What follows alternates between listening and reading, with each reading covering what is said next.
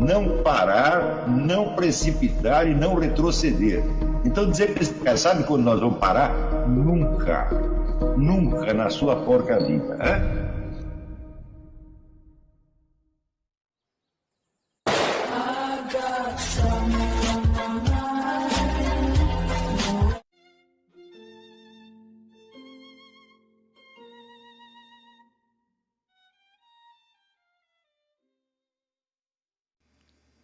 E aí pessoal, tranquilo?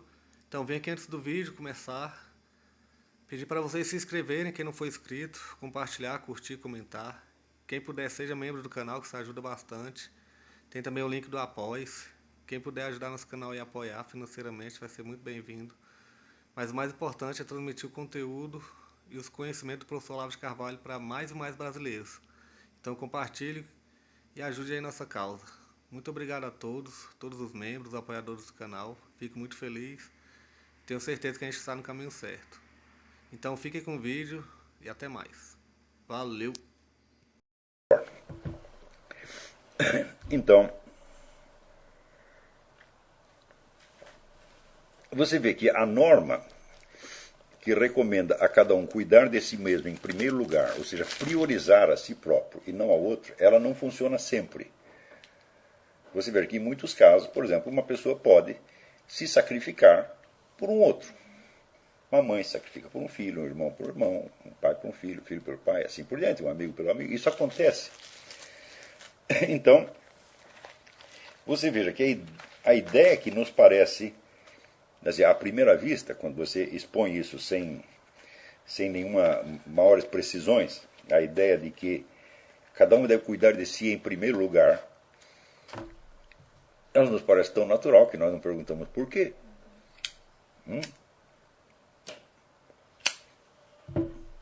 Na verdade, se cada um sempre tomasse a si próprio como prioridade máxima, então as sociedades não poderiam subsistir jamais. Quer dizer, sem um certo coeficiente de autossacrifício e de generosidade, a sociedade humana é impossível. Na verdade, uma certa cota de generosidade você observa às vezes entre animais. Não é isso? A mãe que se sacrifica para defender os filhos, etc, etc. Então, aqui ele está dizendo que a ideia de que cada um deve priorizar a si mesmo é sobretudo uma ilusão, que ela não corresponde à estrutura verdadeira da realidade. Por quê? Citando Bossuet, o grande pregador Jacques Benigni Bossuet, ele diz, quando Deus fez o homem, ele colocou no homem em primeiro lugar a bondade. Isso quer dizer que a bondade faz parte da natureza humana. Tá certo? Hoje nós estamos tão acostumados com teorias hobbesianas, vamos dizer, da agressão, da guerra de todos contra todos, todo esse discurso, vamos dizer, sobre a agressão nos parece tão natural que nós não conseguimos fazer a respeito as observações mais óbvias. Em primeiro lugar, a agressão, o ódio e a maldade são exceções. Não são a regra. Veja no seu próprio meio e veja quantas vezes você sofreu agressões de outras pessoas e quantas vezes elas te ajudaram. A desproporção é enorme. A agressão chama a atenção porque ela é rara, porque ela é uma exceção e porque ela é anormal. Portanto, se fôssemos acreditar que existiu, vamos dizer, um estado de natureza hobbesiano no qual todos faziam o mal a todos os outros o tempo todo, então a existência de qualquer bondade ou qualquer solidariedade só poderia ser introduzida mediante um ato de força, que seria uma agressão maior do que todas as agressões juntas. Então nós teríamos este milagre de que, vamos dizer, a maldade generalizada se converter em bondade generalizada por meio de uma maldade ainda maior. Essa é a teoria de Hobbes, ele obviamente falha. Esse estado de natureza jamais existiu. Tá certo? O homem foi criado tal como ele é hoje, tá certo? E não houve modificação essencial da sua natureza ao longo dos tempos. Quando alguns estudiosos, psicólogos, citam como exemplo da maldade, da agressividade humana as guerras, eu tenho a impressão que eles jamais conversaram com um ex-combatente. Porque se você perguntar a todos os ex-combatentes, você tinha raiva dos exércitos adversários? Fala, não, eu tinha medo. Não é isso? E tão logo esse medo era apaziguado por uma trégua, isso aconteceu em todas as guerras, tão logo havia uma trégua que apaziguava momentaneamente o estado de medo, o que se via? Manifestações de solidariedade entre os exércitos dos dois campos. Essas manifestações eram espontâneas, ninguém ordenava que você fosse até a trincheira adversária, né, oferecer cigarro para o outro, né, ou oferecer uma lata de sardinhas, uma coisa assim. Mas esses fenômenos aconteceram em todas as guerras. Eles se tornaram notáveis, sobretudo na Primeira Guerra Mundial, porque eles aconteciam com uma... Na Primeira Guerra Mundial era uma guerra de trincheiras, onde nenhum dos exércitos conseguia avançar. Ficava um numa trincheira aqui, o outro trincheira do lado de lá, trocavam tiros durante certas horas e um não avançava nem o outro recuava. Então, por causa disso, houve uma longa convivência dos exércitos e esses casos, vamos dizer, de solidariedade e de amizade entre os soldados dos dois lados se tornaram célebres na Primeira Guerra, embora tenham acontecido também em todas as outras. Então, eu não creio que se possa explicar a conduta de nenhum soldado na guerra pelo ódio. Afinal de contas, como o sujeito poderia odiar milhões de pessoas que ele não conhece? Isso não faz sentido. Ainda que ele reconheça que o outro está lutando por uma causa que lhe é adversa, ou que é contra os interesses do seu país, isso aí não cria nem agressividade nem ódio. Joseph Stalin, que era um grande psicólogo, quando perguntaram para ele qual é o motor principal das ações humanas, ele disse o medo, não o ódio, não a agressividade. Não é isso? Então, Santo Tomás de Aquino dizia que a diferença entre o ódio e o medo é que, no caso do ódio, você sente que o adversário é mais fraco, e no caso do medo, você sente que ele é mais forte. Ora, se você tomar cada indivíduo, a totalidade dos seus adversários possíveis é necessariamente mais forte do que ele. Então, é mais normal que o indivíduo esteja com medo, tá certo? Mesmo que ele seja um combatente ou, digamos, um lutador. Você imagina assim um sujeito que está iniciando numa carreira de lutador e ele pensar a sequência inteira dos adversários que ele terá de vencer no esporte. É uma coisa realmente assustadora. Ele não vai poder ter raiva dessa gente toda, mas medo certamente tem. Então, isso quer dizer, o normal no ser humano é a bondade. Isso está na estrutura humana. Mas existe um outro fator que ele não discute aqui, que faz com que as pessoas se encerrem numa concepção ilusória da realidade. Concepção segundo a qual cada um deve ser o objetivo principal e o principal beneficiário das suas próprias ações. Ele disse, mas isso também não aconteceu com todos os seres humanos, sempre houve pelo menos um certo número que se conservou fiel ao impulso originário. Ou seja, pessoas que sentiam o dever da beneficência, o dever da bondade e da generosidade como uma coisa que era inerente à sua natureza. Ou seja, essas pessoas não se tornaram boas ou generosas porque alguém as forçou a ser assim, porque uma cultura repressiva, né, reprimiu nelas o impulso maligno, esforçou a ser boas a contragosto, o que seria absolutamente impossível, porque seria novamente o caso de uma maldade maior. Né? Quer dizer, a criança é má, mas o pai é mais mau ainda do que ela, então a oprime e a força a ser boa, então a bondade nasceria de uma multiplicação do mal. Isso seria um verdadeiro milagre, eu nunca vi isso acontecer. Então essas pessoas, a quem os gregos chamavam heróis, então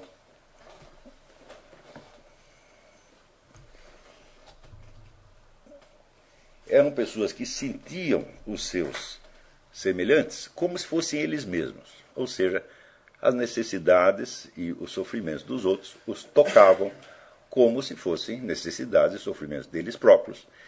Isso quer dizer que o círculo dos objetivos, dos alvos das suas próprias ações era, em princípio, o mundo inteiro ou todas as quaisquer pessoas que coincidissem de estar ao seu alcance. E eles eram assim por natureza, e essa natureza se expressava mediante um sentimento que eles tinham da sua própria força. Ou seja, o indivíduo se sentia capaz de fazer o bem para um círculo muito grande de pessoas, e por isso mesmo se elevavam acima das circunstâncias. Ele dá aqui vários exemplos, depois nós podemos voltar a esses exemplos, mas ele diz que, ao contrário, os homens vulgares, não encontrando em si mesmos nenhuma força e nenhuma grandeza, não viam em torno senão fraqueza e pequenez. Então, isso quer dizer que esses homens vulgares não sentiam em si a força não apenas de socorrer os outros, mas não sentiam em si mesmos sequer a força de resolver seus próprios problemas. Então, sentiam-se acossados por perigos, pressões e necessidades e, automaticamente, livrar-se dessas pressões o quanto possível, resolver o seu próprio problema, se tornava o único objetivo da sua vida. Ou seja, enquanto os heróis viviam numa espécie de efusão da sua força criadora, que se espalhava para os outros, os homens do vulgo viviam uma vida negativa e uma vida centrada na autodefesa, no instinto de autoproteção acima de tudo. Ora, ninguém busca autoproteção se não está com medo. Então nós vemos que aqui o fator decisivo não é a agressividade e também não é a maldade, mas é o medo. Então a diferença entre a bondade e a maldade é, segundo Raveisson, a mesma diferença que existe entre a força e a fraqueza.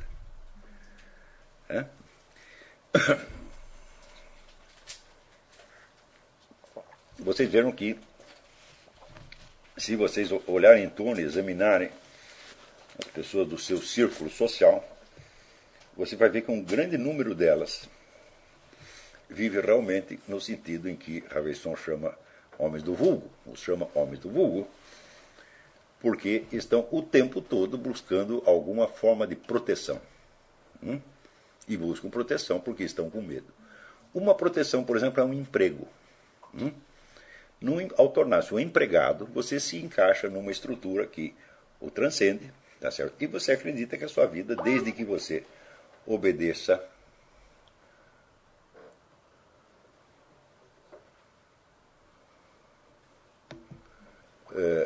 desde que você siga as regras, você estará protegido. Você terá um salário no fim do mês, você terá uma aposentadoria, você terá assistência médica, etc, etc, etc. Então,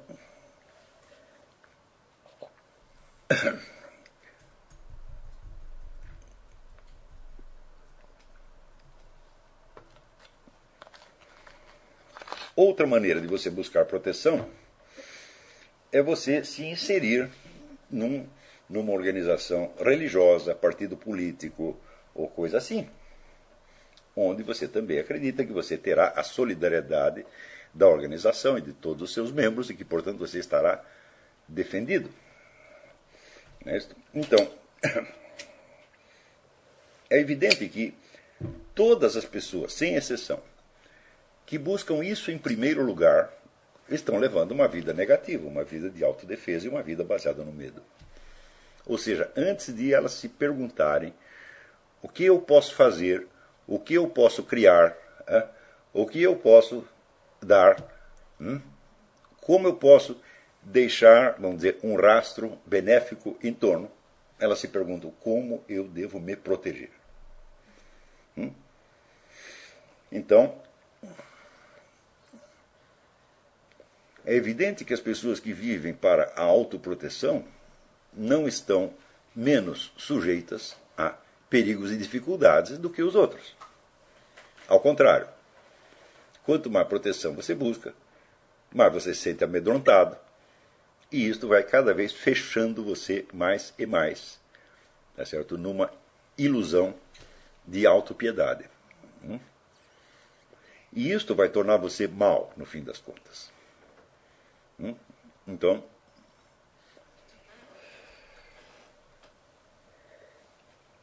eu me lembro que o Fritjof Fromm, contra o qual eu tenho várias objeções, mas que nem por isso deixa de ser um grande homem, dizia que o pecado tem 3 etapas: a ignorância, a fraqueza e a maldade. Então, primeiro, ignorância. Você não está informado de qual é a verdadeira estrutura da realidade e qual é a verdadeira constituição do ser humano. Segunda etapa, a fraqueza. Você fica com medo e começa a buscar a proteção. Na medida que você vive para a sua autoproteção, tá certo?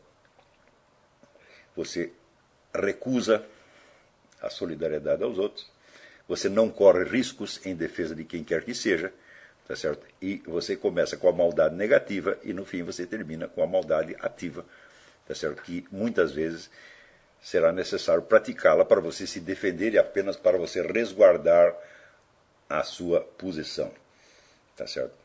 Note bem que esse resguardar a posição é em 100% dos casos totalmente imaginário. Quando você começa a viver a vida negativa, começa a viver para trás e com a proteção, você já está perdendo e você perderá necessariamente. Então,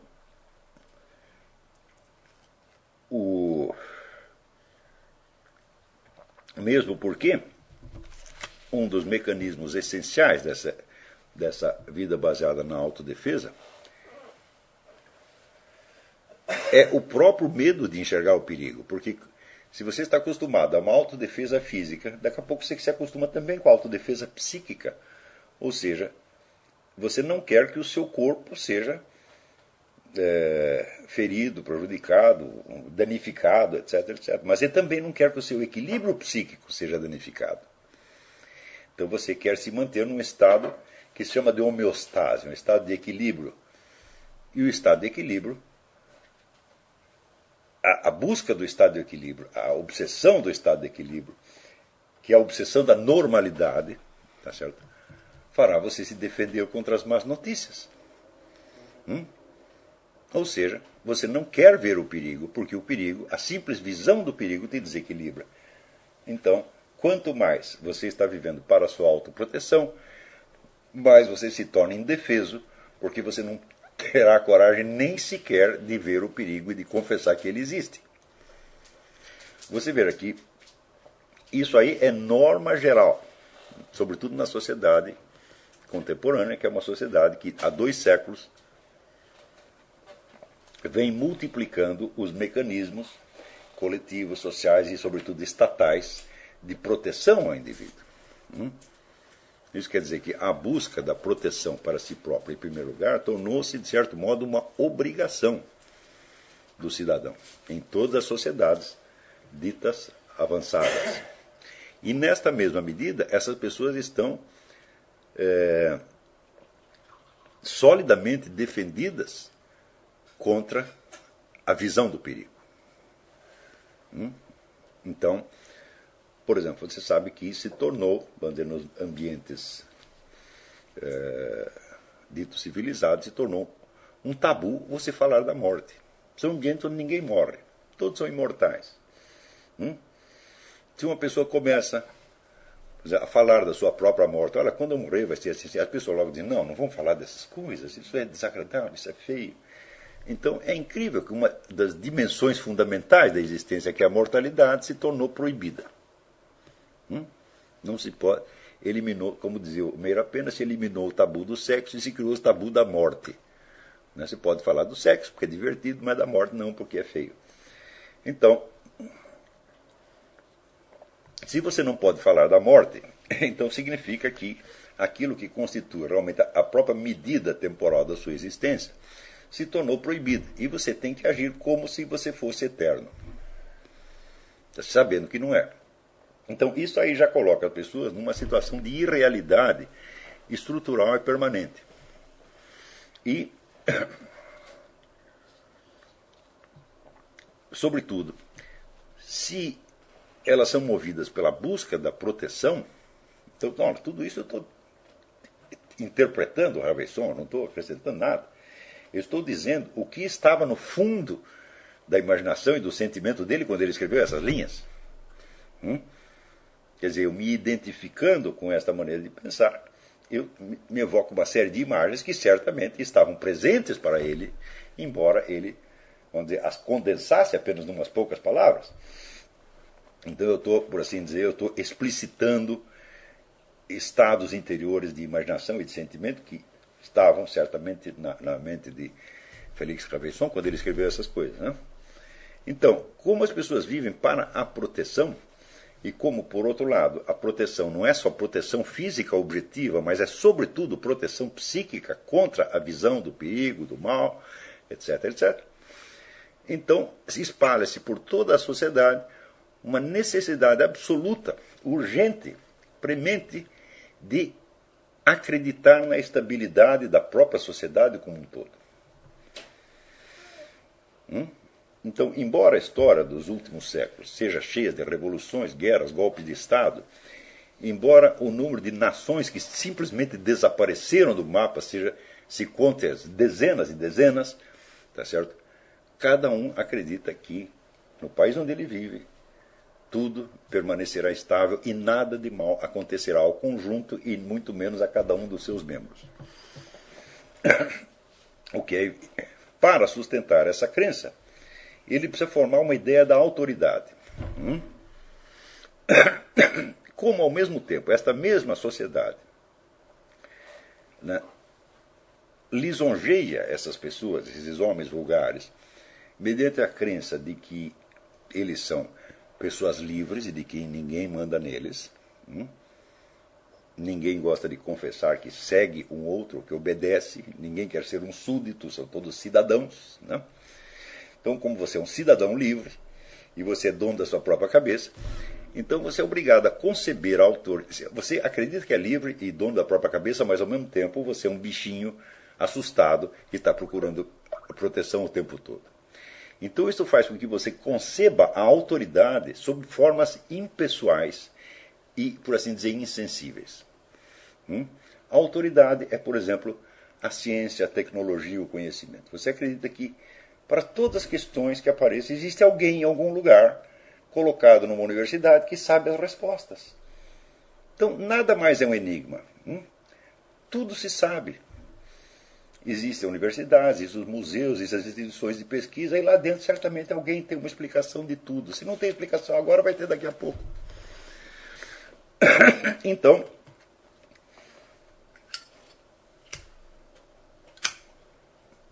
esta crença deprime nas pessoas o desejo de fazer perguntas, de saber o que quer que seja.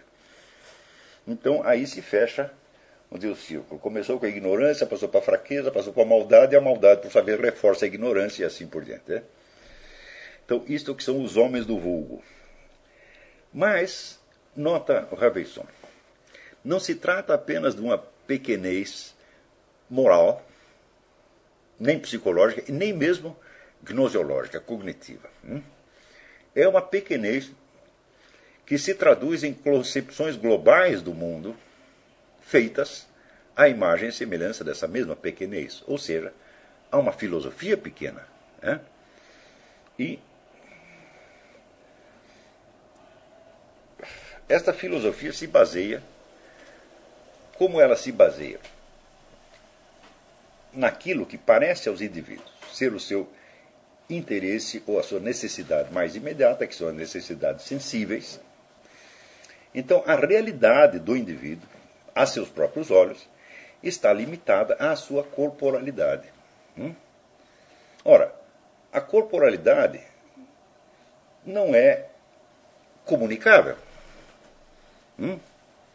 Eu não posso fazer com que um outro corpo sinta o que eu estou sentindo. Aquilo que acontece ao meu corpo acontece somente a mim. Tanto as sensações prazerosas como as dolorosas não são comunicáveis, exceto através da linguagem. Então, isso quer dizer que daí por diante, Cada individualidade está rigorosamente encerrada no seu corpo. Não há comunicação, exceto simbólica e indireta.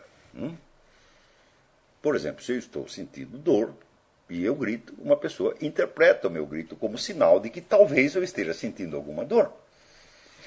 Veja que o próprio René Descartes olhava pela janela e via as pessoas andando na rua e ele disse que tinha alguma dificuldade de conceber que aquelas máquinas que se moviam tinham alguma alma.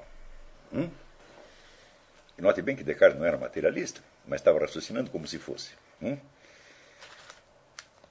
Então, se a sensorialidade e o corpo são colocados, vamos dizer, como a realidade primordial, então a separação entre os seres humanos é absoluta e eterna. E a comunicação simbólica através da linguagem não é a verdadeira comunicação. Não há comparticipação em coisíssima nenhuma. A comparticipação é necessariamente ilusória. Então você veja que, fechando-se no círculo das suas sensações corporais, o homem perde efetivamente o contato com os outros seres humanos. Porque todo contato que se estabeleça é apenas no nível linguístico, simbólico e, portanto, fingido. Não há comparticipação, não há compaixão possível. Não havendo compaixão possível, é natural que essas criaturas se tornem ainda mais amedrontadas, porque há uma sensação de isolamento total e absoluto. Havendo a sensação de isolamento total e absoluto, significa que cada ente corporalmente definido, ele é uma realidade em si mesmo. Essa realidade, vamos dizer, não se comunica a outros. E, de certo modo, cada indivíduo se considera, por assim dizer, um todo fechado. No momento em que ele se considera um todo fechado, surge uma coisa que assumirá mais tarde ares de um problema filosófico. Como eu posso acreditar na existência do mundo exterior? Esse problema só surge, historicamente, depois de muitos milênios. Ou seja, foi necessário que o número de pessoas, vamos dizer, imbuídas dessa concepção corporalista da realidade se multiplicasse muito, para que chegasse ao ponto em que elas acreditam que elas são reais, mas talvez o mundo não seja. É claro que aí nós estamos em plena psicose. Quer dizer, que um indivíduo que sabe que corporalmente ele proveio de outro corpo.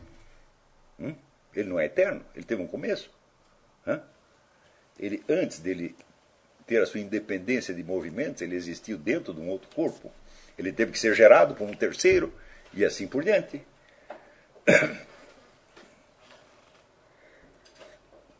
Ele se esquece de tudo isso e se considera, então, uma espécie de realidade fechada em si mesma e autoconstituída, que tem o direito de colocar entre parênteses e colocar em dúvida todo o restante do universo.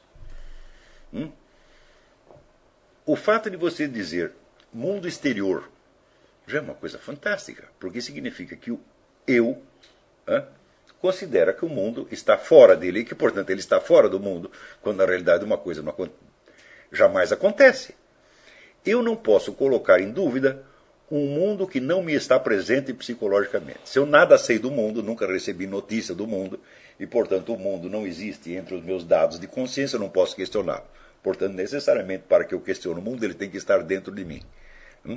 Por outro lado, se eu estivesse totalmente fora do mundo, eu teria notícia de mim mesmo existindo independentemente desse mundo, e a presença do mundo seria uma coisa realmente evanescente e intermitente. Mas qual de nós pôde viver um único dia fora do mundo? Vamos supor que você é um monge, um asceta. Então, eu me retiro do mundo. Eu digo, você se retira para onde, meu filho? Para um templo, para uma caverna, para algum lugar do mundo. Então, você só se retira do mundo indo a outra parte do mundo, mesmo que você seja um asceta.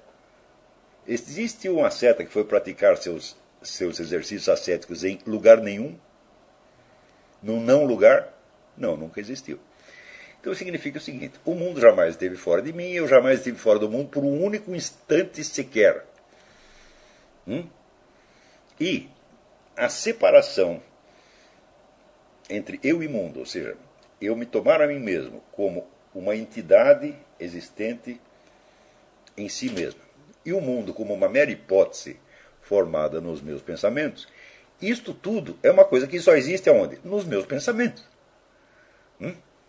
Então aí eu estou tomando, vamos dizer, um pensamento que eu mesmo criei como se fosse uma realidade que me foi imposta desde fora. Eu estou invertendo tudo. Mais adiante, Ravesson se referirá justamente a esse tipo de inversão, né? E dizendo que isso, é claro, é um uso errôneo da faculdade de abstração. Onde o indivíduo faz uma abstração, ele separa uma da outra coisa que na verdade estão juntas e depois ele esquece que ele separou e começa a tomar essas partes como se fossem todos existentes por si mesmos. Então, diz o Ravesson que o atributo fundamental dessa filosofia é a pequenez. É um indivíduo que concebe o universo inteiro à medida do tamanhico do seu próprio ser corporal.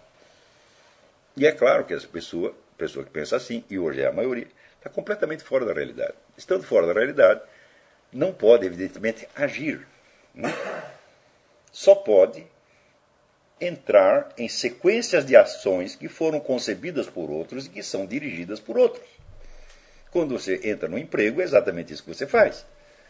Você não vai entrar lá para você conceber a sua empresa toda de novo. Não, a empresa já existe, tem os regulamentos, tem os objetivos, tem, vamos dizer, as sequências de ações já planificadas anteriormente. Você vai entrar ali e se encaixar. Então você não está propriamente agindo, você é um instrumento de uma ação que o transcende, uma ação que vem de fora. Então, e curiosamente, é isso que se chama hoje uma pessoa normal. Uma pessoa normal é uma pessoa que nunca fez nada por sua própria iniciativa.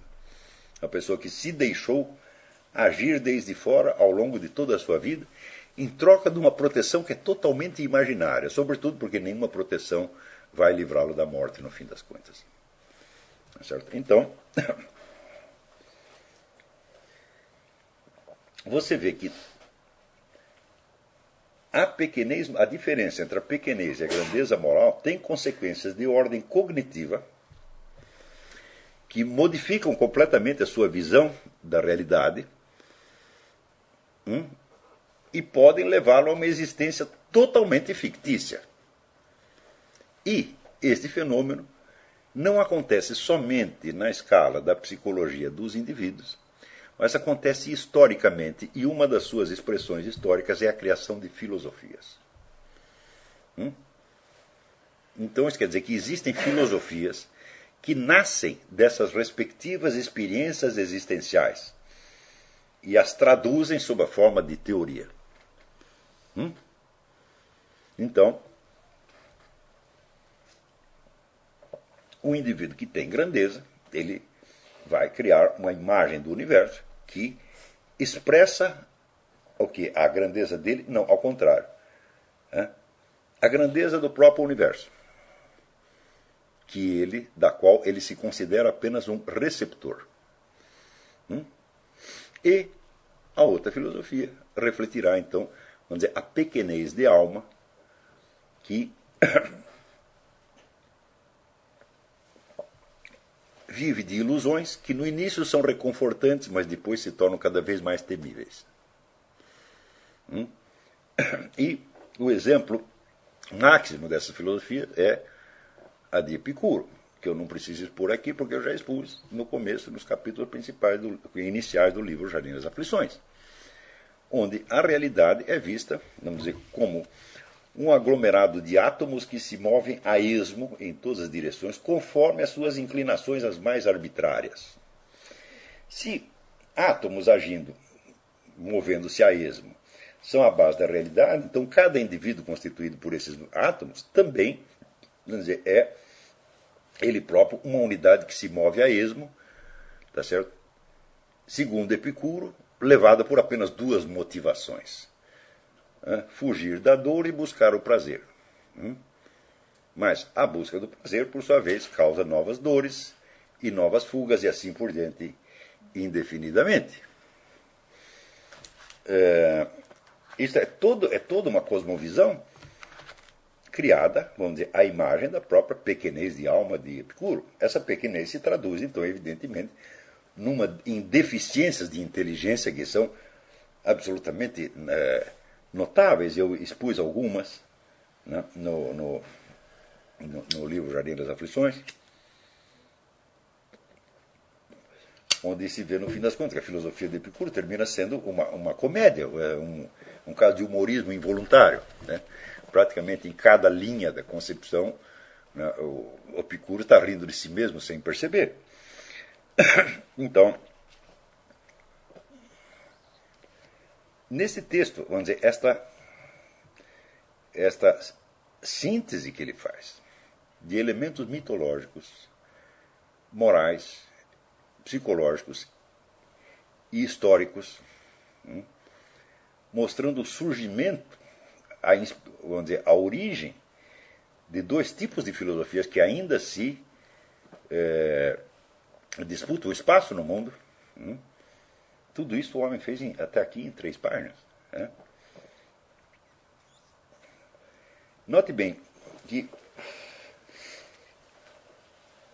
outro dia, abrindo a esmo as conferências de Richard Feynman, que foi Prêmio Nobel de Física, ele tem um livro em 3 volumes chamado The Feynman Lectures, talvez o livro de física mais famoso dos últimos 40 anos.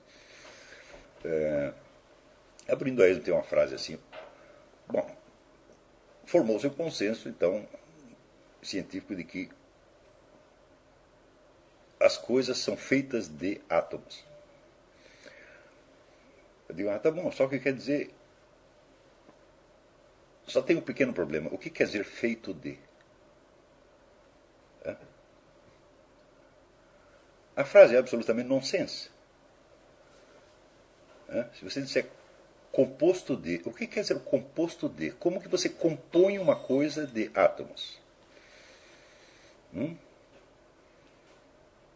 Note bem, os átomos que compõem o nosso corpo não são muito diferentes dos átomos que compõem todo o resto. Então, se somos realmente feitos de átomos, temos todas as mesmas propriedades físico-químicas e não nos distinguimos uns dos outros pelo que quer que seja. Na verdade, nós só distinguimos por quê? Porque nós temos uma forma diferente. Ou seja, aquela suposta matéria que nos compõe, que são átomos e partículas subatômicas, não estão montadas da mesma maneira numa pedra, numa tartaruga, numa lagartixa e na pessoa do professor Richard Feynman. Senão não conseguiria distinguir o professor de uma lagartixa. Porque os átomos não se distinguem muito. Então, dizer que as coisas são feitas de átomos é não dizer absolutamente nada, nada, nada, nada, nada, nada. É essa frase mais vazia que existe. É a mesma coisa que você dissesse: olha, aqui a lua é feita de queijo. Eu digo, e o queijo é feito do quê? Não é isso? Da lua? Então,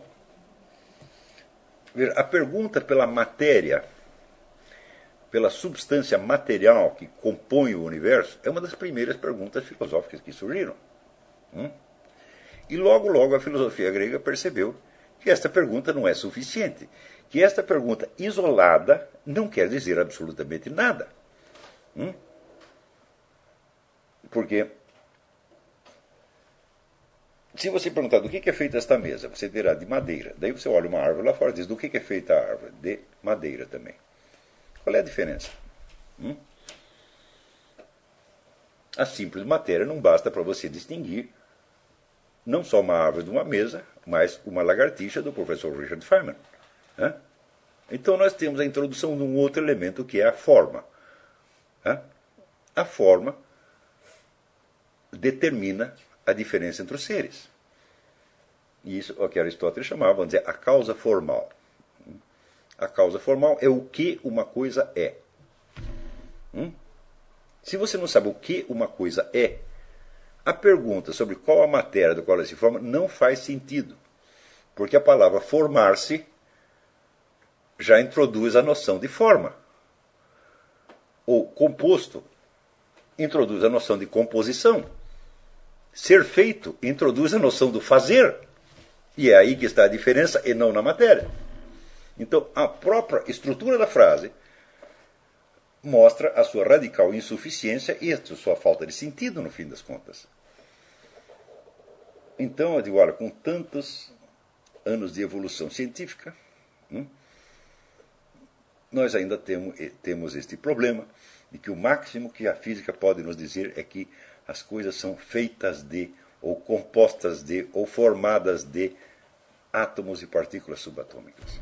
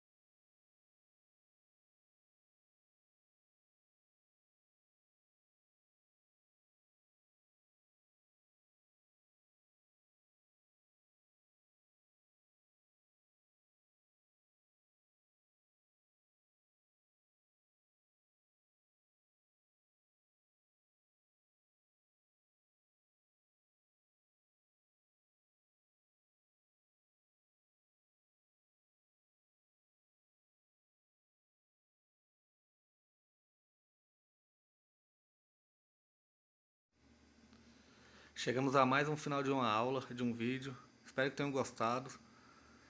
Quem não se inscreveu ainda, se inscreva, compartilhe, comente. Ajude o nosso canal, apoie, seja membro. E ajude o nosso canal a chegar a cada dia a mais brasileiros que precisam muito do conhecimento do professor Olavo de Carvalho. Então é isso aí, fique com Deus, até o próximo. Valeu! Então é isso aí, pessoal. Que é o nosso canal. Que são alguns livros que eu já li. A maioria foi doação, mas alguns eu adquiri, professor Olavo de Carvalho. Alguns livros se perderam aí que eu emprestei. Professor Alexandre Costa. A Bíblia Sagrada. 10 lições sobre Karl Marx. Indico a não ler esse livro, que é muito ruim mesmo. Alguns pensadores aqui que realmente, como o professor Olavo de Carvalho disse, não são pensadores. Valeu, tamo junto aí. Apoie nosso canal, seja membro.